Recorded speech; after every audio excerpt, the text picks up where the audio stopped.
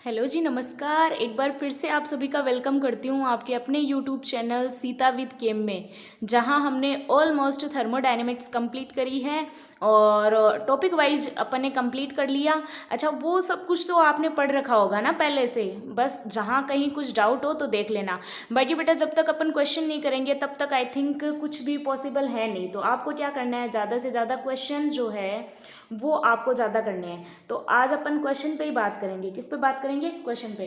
ठीक है, तो फिर मैंने पहला क्वेश्चन जो लिख रखा है उसको देखते हैं और फिर ऐसे करते करते अपन सबसे पहले आंतरिक ऊर्जा यानी कि इंटरनल एनर्जी पे जितने क्वेश्चन बन सकते हैं, जितने प्रकार के क्वेश्चन बन सकते हैं वो सारे अपन क्लियर करेंगे, है ना। तो सबसे पहले अपन पहला क्वेश्चन करते हैं जो कि मैंने लिखा है। देखिए, इसमें टेम्परेचर दे रखा है आपको, ठीक है, और आपको दे रखा है प्रेशर। ठीक है, टेम्परेचर ताप दे रखा है, प्रेशर एक एटमॉस्फेयर दे रखा है। आपको यहाँ पर एक इक्वेशन दे रखी है जहां पर सॉलिड है और गैस है, और एंथैल्पी की वैल्यू दे रखी है 176 किलो जूल। ठीक है, तो यूनिट कन्वर्जन आपको आना चाहिए, तो अपन साथ साथ में यूनिट कन्वर्जन भी सीखते रहेंगे। अच्छा, आपको डेल ई या फिर डेल यू एक ही बात है, आपको क्या निकालनी है? इंटरनल एनर्जी निकालनी है। क्या निकालनी है भाई? इंटरनल एनर्जी निकालनी है। ठीक है, तो बेटा सबसे पहले आपको ये पता हो जाना चाहिए कि आपको दे क्या क्या रखा है। तो आपको दे रखा है टेम्परेचर दे रखा है 975 डिग्री सेल्सियस। ओके, उसके बाद में दे रखा है प्रेशर दे रखा है 1 एटमॉस्फेयर। ठीक है भाई, उसके बाद में दे रखा है आपको डेल एनजी की वैल्यू। डेल एनजी मतलब आपको पता है क्या?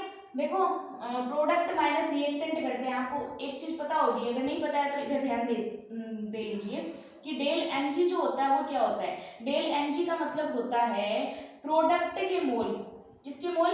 मोल of product minus mole of reactant और किसके? गैस के मोल ऑफ प्रोडक्ट और मोल ऑफ रिएक्टेंट किसके? गैस के। ठीक है भाई, ये भी अपने को दिया हुआ है। कितना दिया हुआ है? देखो, ये तो सॉलिड का है, कंसीडर नहीं करेंगे। ये भी सॉलिड का है, कंसीडर नहीं करेंगे। तो किसका करेंगे? ओनली गैस का लेंगे। और गैस का कितना है? देखिए, गैस का है अपने पास में कितना है? गैस का अपने पास रहेगा एक है। देखिए, एक ही तो है, एक। तो डेल एनजी निकालो, कैसे आएगा डेल एनजी की वैल्यू? ये देखो, एक प्रोडक्ट का, रिएक्टेंट में है ही नहीं गैस, तो ये 0, मतलब डेल एनजी की वैल्यू कितनी आ गई बेटा जी? 1 आ गई। ओके, इतनी बात तो क्लियर होगी आपको, है ना। आ गया होगा इतना तो समझ में। ठीक है, उसके बाद में बात करते हैं आगे। अपने को क्या निकालना है? डेल यू निकालना है। डेल यू, अच्छा डेल एच भी दे रखा है। क्या दे रखा है? डेल एच भी दे रखा है। कितना दे रखा है? 176 किलो जूल। मतलब आपको क्या क्या दे रखा है? दिमाग लगाओ। टेम्परेचर है, डेल एनजी है, डेल एच है, मेरे को निकालना है डेल यू। आपको एक फॉर्मूला याद है क्या? मैं बताऊं अगर याद नहीं है तो। आपको वो वाला फॉर्मूला याद है? डेल एच बराबर del U plus del N G R T. बोलो जी, पता है क्या ये वाली चीज? आपको ये वाली चीज क्लियर होगी। डेल एच बराबर del U plus del N G R T. ठीक है, अब देखो डेल एच की वैल्यू पुट कर देते हैं अपन। या फिर ऐसा करूं, चलो ठीक है, पुट ही कर देते हैं। इधर क्या करते हैं अपन? डेल एच की वैल्यू जो है वो पुट कर देते हैं, है ना। मैं ऐसे कर लेती हूँ, इसको इधर भेज दूं ताकि डेल यू बच जाए। मेरे को डेल यू ही तो निकालना है, मैं इसको इधर भेज देती हूँ। तो मेरे पास आएगा डेल यू बराबर डेल एच, ठीक है, minus del N G R T. ठीक है, इतना सही है? इतना सही है? समझ में आ गया आपके? ठीक है जी, इतना क्लियर है। तो आगे देखिए, आगे क्या होगा। मैं क्वेश्चन जो है थोड़ा सा मतलब ऊपर से मिटा रही हूँ। क्वेश्चन आपने लिख लिया होगा, तो मैं ऊपर से थोड़ा सा मिटा रही हूँ। ठीक है, आप देख लेना। इसको आगे सोल्व करते हैं अपन। तो मेरे पास क्या होगा, देखिए, इसको हटा देते हैं अपन। इंटरनल एनर्जी निकालना है, ठीक है, इसको हटा देते हैं। देखिए, इसको हटा देते हैं। ठीक है, ये लो, अपन ने हटा दिया। अब देखो, डेल यू मेरे को पता नहीं है, डेल यू तो मेरे को पता नहीं है, डेल यू मेरे को पता नहीं है। अच्छा, तो क्या क्या पता है उसकी बात कर लेते हैं। तो मेरे को पता है डेल एच कितनी है? 176 किलो जूल है बेटा। क्या है? किलो जूल है। तो मेरे को डेल यू भी किलो जूल में ही निकालना पड़ेगा। ठीक है जी, ये किस में? किलो जूल में। मैं यूनिट नीचे लिख देती हूँ छोटी सी, है ना, ताकि अपने को माइंड में रहे। यूनिट से ही काम होगा, ये चीज सोच लेना आप। डेल एच हो गया। माइनस की बात करें, माइनस डेल एन जी की वैल्यू 1 आई थी, फॉर्मूले में रखा डेल एन जी आर की वैल्यू कितनी होती है, आर होता है गैस कांस्टेंट, और गैस कांस्टेंट की वैल्यू होती है 8.314, किसमें आएगा, जूल में, जूल में आएगा, ठीक है ना, जूल। लेकिन मेरे को तो जूल नहीं चाहिए ना, मेरे को तो जूल नहीं चाहिए, तो मेरे को क्या चाहिए फिर, मेरे को किलो जूल चाहिए। जब जूल को किलो जूल में कन्वर्ट करते हैं तो अपन 1000 से भाग दे देते हैं, कि जूल को किलो जूल में कन्वर्ट करते हैं तो 1000 से भाग दे देते हैं, ठीक है। उसके बाद में मेरे पास आर की वैल्यू हो गई। अच्छा टेम्परेचर, टेम्परेचर कितना था, 975 डिग्री सेल्सियस, हमें केल्विन में निकालना है, किसमें, केल्विन में। 273 ऐड करो, 273 ऐड करेंगे 5 3 8, ठीक है, 7 7 14, 1, ये हो गया 1248 केल्विन, लिख दो यहाँ पे 1248 केल्विन। अच्छा बेटा जितने भी मैथ्स के स्टूडेंट है वो कैलकुलेशन आराम से कर लेंगे, कोई दिक्कत नहीं होगी उनको, कोई भी दिक्कत नहीं होने वाली है ना। लेकिन जो भी अपने पास में बायो के स्टूडेंट है उनको प्रॉब्लम हो सकती है ना, तो उनको भी प्रॉब्लम नहीं होनी चाहिए, ऐसा कुछ कर लेते हैं अपन, ऐसा कुछ कर ले, चलो फिर कर लेते हैं। देखिए मैं क्या करती हूँ यहाँ पे कि ये जो मेरे पास 1000 है इसको एक बार छोड़ देती हूँ ना, ये मेरे पास 176 इसको भी छोड़ देती हूँ, इस पूरे को पहले अपन कैलकुलेट कर लेते हैं, पूरे को पहले कैलकुलेट कर लेते हैं। जब अपन इस पूरे को कैलकुलेट करेंगे तो हमारे पास जो वैल्यू आएगी वो वैल्यू हो जाएगी अपने पास में कितनी हो जाएगी, मैं कैलकुलेट कर लेती हूँ है ना फटाफट से, आप भी देख लेना। तो मेरे पास ये वैल्यू जो होगी वो हो जाएगी 10.375, कितनी हो जाएगी, ये मेरे पास वैल्यू हो जाएगी 10.375 इसको कैलकुलेट करने पे, ठीक है। जब मैं इसको इसमें से घटा दूंगी तो मेरे पास जो डेल यू है, मैं जब इसमें से इसको घटा दूंगी तो मेरे पास डेल यू की जो वैल्यू आएगी वो आएगी 165.63 किलो जूल। क्या होगा बेटा, किलो जूल। क्लियर है क्या इतनी बात, अरे क्लियर है क्या। अच्छा चलो ये तो सारा आप उतार लेना, आपको क्लियर भी हो गया होगा, लेकिन मैं थोड़ा सा यूनिट कन्वर्जन सिखाऊंगी, थोड़ा सा यूनिट कन्वर्जन। तो वापस फॉर्मूले पे आता है, मैं ये सारा मिटा रही हूँ, उसमें उसकी बात कर रही हूँ, ये सारा मिटा रही हूँ मैं, आप इधर देखना, मैं थोड़ा सा यूनिट कन्वर्जन सिखा रही हूँ आपको कि कैसे क्या होता है ना।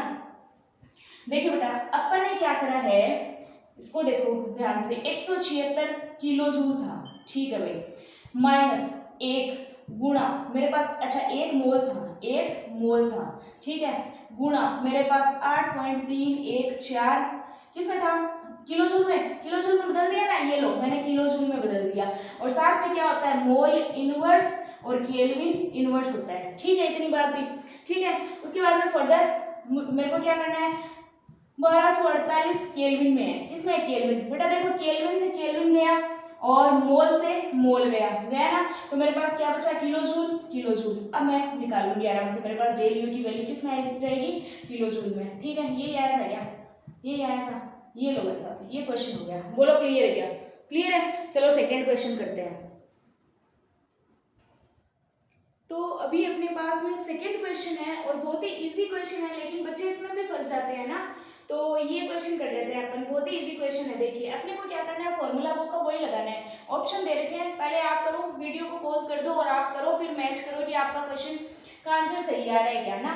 तो देखिए मेरे पास क्या है, पहले सबसे पहले मेरे को फॉर्मूला कौन सा काम में लेना है, देखिए आप खुद देखिए, रिएक्शन दिया मतलब पहले चेक कर लिया करो, डेल एनजी वाली बात तो नहीं है, अगर डेल एनजी वाली कोई बात है तो डेल एच बराबर del U plus del NGRT ऐसा कुछ हो सकता है। तो डेल एनजी की वैल्यू चेक करो बेटा, देखो गैस है, इधर भी गैस है और उधर भी गैस है ना, तो अपने को क्या करना है, product minus reactant, del N G बराबर प्रोडक्ट माइनस रिएक्टेंट वाला ही तो काम करना है।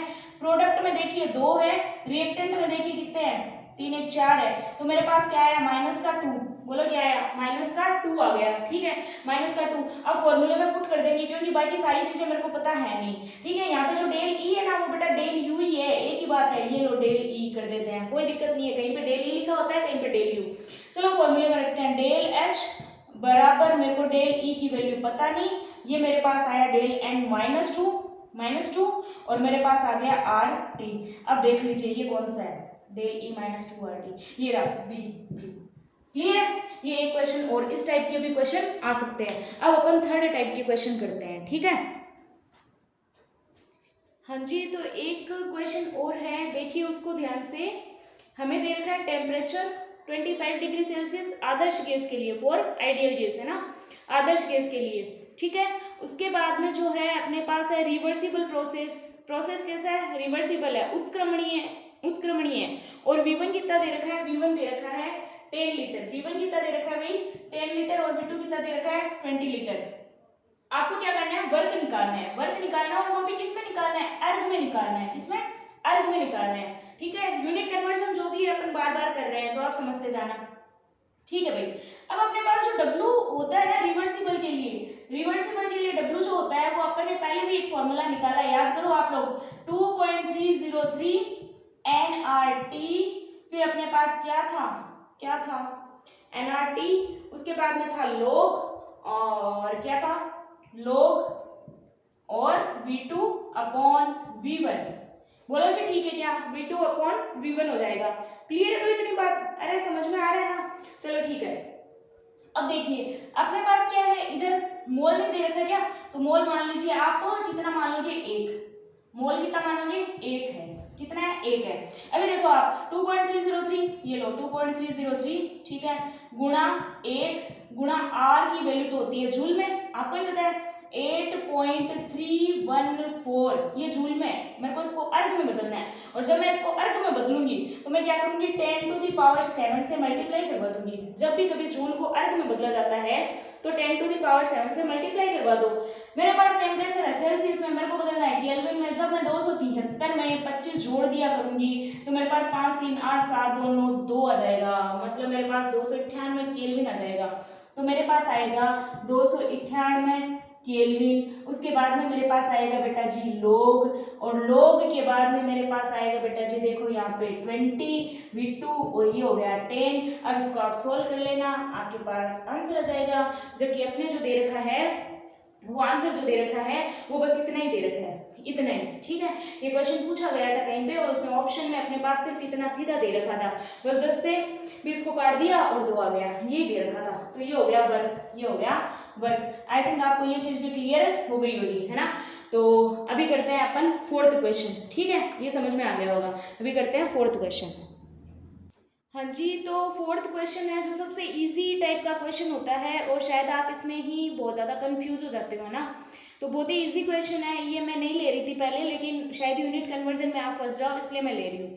तो इस क्वेश्चन को सोल्व करेंगे तो आपको पता है कि फर्स्ट लॉ ऑफ थर्मोडायनेमिक्स से अपने पास एक फॉर्मूला आता है, डेल यू बराबर W प्लस क्यू, ऐसा होता है। ठीक है, तो अपने को W दे रखा है जूल में और Q दे रखा है किलो जूल में, Q दे रखा है किलो जूल में। तो बेटा जब किलो जूल है तो अपने को इसे या तो जूल में कन्वर्ट करना पड़ेगा या फिर ऊपर वाले जूल को किलो जूल में कन्वर्ट करना पड़ेगा। अगर अपन ऊपर वाले जूल को किलो जूल में कन्वर्ट करते हैं तो 1000 से भाग देंगे, और अगर इस किलो जूल को जूल में कन्वर्ट करते हैं तो अपन 1000 से गुणा करेंगे। तो मैं ऐसा करती हूँ, इस किलो जूल को जूल में कन्वर्ट कर लेती हूँ और 1000 से गुणा कर देते हैं। तो देखिए यहाँ पे ध्यान से, डेल यू बराबर W मेरे पास है 460, माइनस हो जाएगा ना, माइनस का है, माइनस हो जाएगा। ठीक है, माइनस, और 2.5 इंटू 1000, बोलो ठीक है क्या, सही है इतनी बात।